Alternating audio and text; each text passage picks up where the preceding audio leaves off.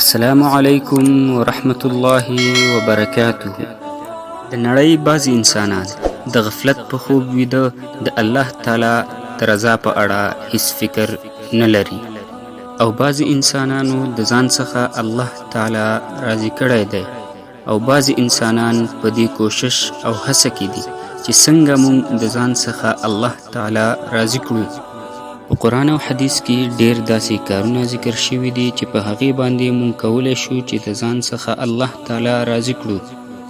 څه اندازه کارونه نن د ځان سره لرو چې په دې باندې کولی شو مونږ د ځان څخه الله تعالی راضي کړو.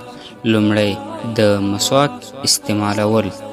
دوهم په ځان کې اخلاص راوستل، دریم د خوراک او څښاک څخه وروسته الحمدلله د الله تعالی شکر ویستل، څلورم د لمونځ ادا کول، پنځم زکات ورکول، شپږم مور او پلار احترام، د مور او پلار رضا کول، اووم د الله تعالی رضا د مخلوق د رضا څخه مخکې کول، مقدم کول،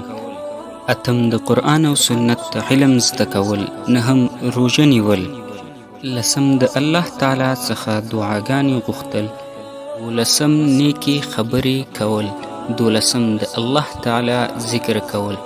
دغه یو څه اندازه اسانه کارونه چې کولی شو د ځان څخه الله تعالی راضي کړو او د دنیا او د آخرت د کامیابۍ د سعادت ذریعه وګرځي.